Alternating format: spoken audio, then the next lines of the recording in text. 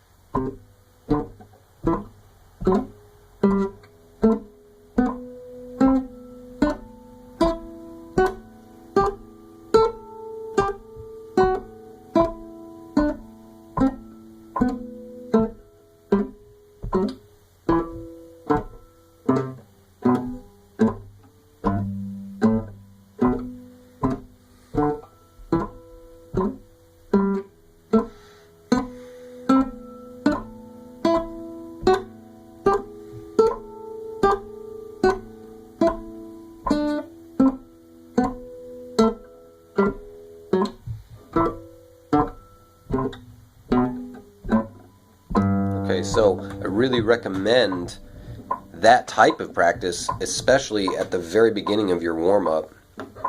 Staccato, single note.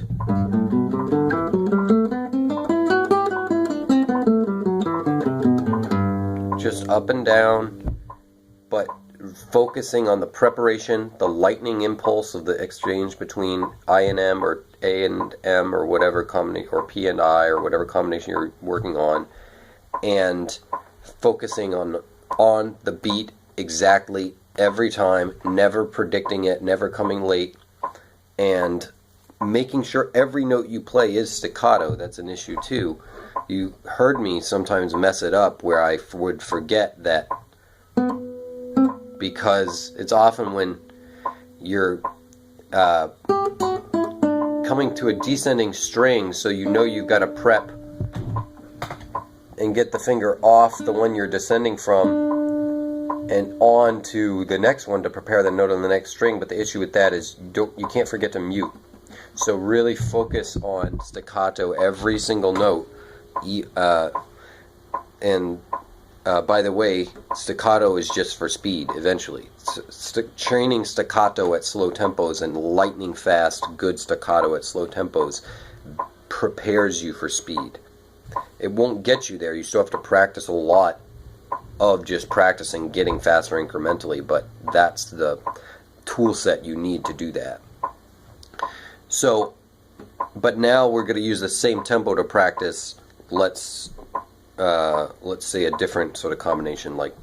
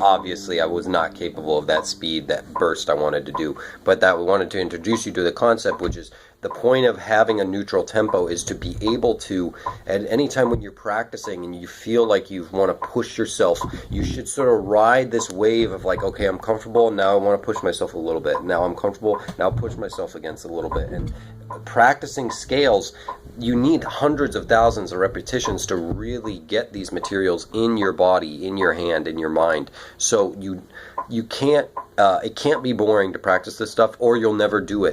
And it's essential that you do it. So it's not, you don't, practicing scales and whatnot doesn't have to be boring. You can find 10, 15 different ways of practicing the scale, set up a neutral tempo on your metronome, and then figure out all the different ways that you can play these objects and different tempos and feels and whatever, and then fade in and out of them as you practice for, let's say, an hour on one scale, but you've explored the scale in all of its aspects, and you've gotten the repetitions in that you need because you haven't broken your concentration, because you've just gone from one thing to the next seamlessly, and that's how that should go. There's a lot to be said for saying, okay, I'm going to do 5 repetitions of this perfectly, 5 repetitions of this perfectly, 5 repetitions of this perfectly. That's an essential practice technique also. And anybody who hasn't done that, I recommend you do. Give yourself solid warm-up routines that you can just go to if you need to, and have something that you do, have rituals that you do, and have standards like that. But another side of it is just getting in the hours, the time, and especially when you're learning new objects or you want to deepen your knowledge past a plateau, it may be necessary to take a more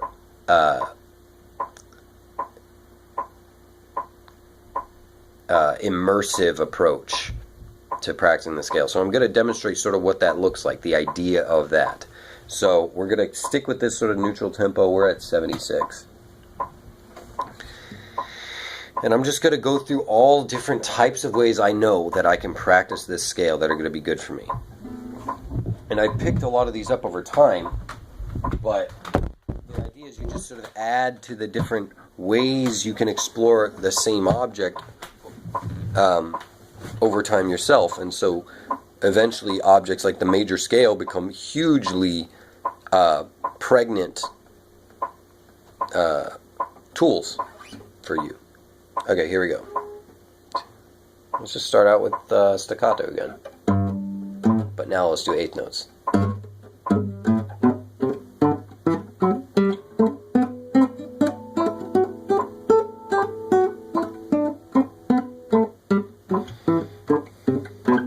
Okay, so that was far from perfect. But in this context, I don't care about evaluating critically like every single stroke. I'm not going to go back and fix it if I miss it. I'm just going to do the thing again and hope I do it better the second time.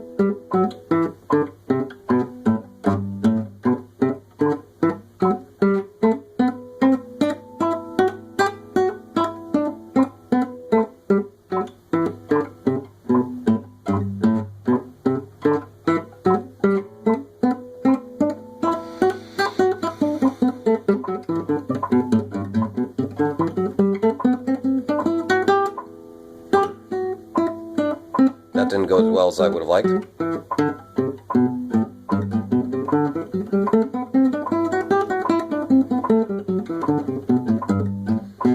Maintaining your staccato at fast tempos is hard. That's why you practice it at slow tempos.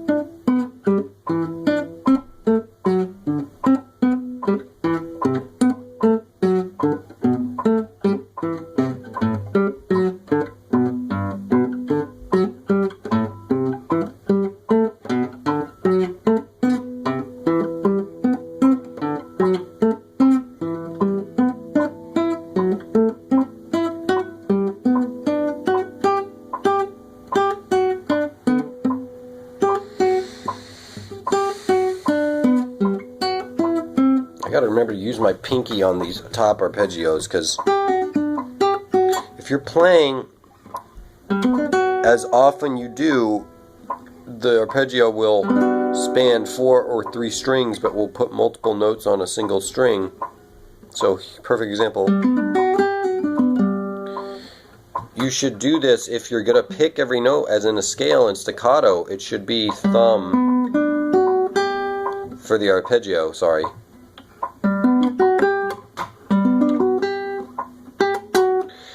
C-A-M, or C-A-M-I. C-A-M-I is the natural thing. It's harder, but it's more natural.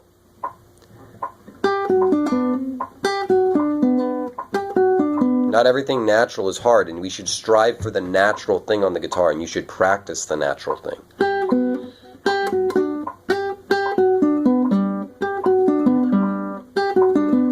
Is definitely what it should be. Here too. And once you discover that, you discover it simplifies a lot of other right hand patterns. C-A-M-I-P, C-A-M,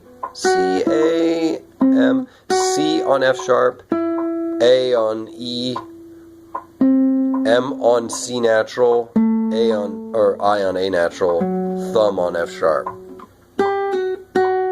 The reason this is okay is because in arpeggios, if you end up on the thumb, obviously you're probably about to jump. You just time it so that you end on the thumb, so that whenever the thumb is always the last thing in the arpeggio. So that way, it's always the most efficient hand shape you can use, because by definition, the next thing you're going to have to leap to a top finger, and so you want to be using the thumb, because it's the most big possible contrast. Okay, this is the first arpeggio, and this is the next one. Alright, so you sort of get the idea of using, improvising around different scalar objects and sort of going in and out of them. That wasn't like the greatest example, and you would typically do that for a longer period of time. Take 30 minutes and put a drone on, get an E in the background, and just go on E major. And I don't just mean improvise, though. You caught me improvising. I tried to stop myself whenever I found myself just searching for patterns. Pick a way to play an object and do it over and over until you feel like doing another one, and then do that one over and over. But make the transition seamless and let one idea lead you to the next. So the point was that one time when I was playing like staccato scales,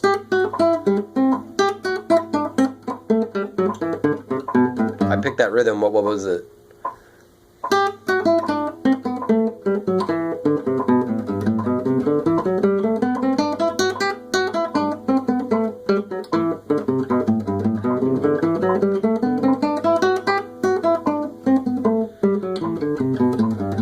Now let's pick a new one.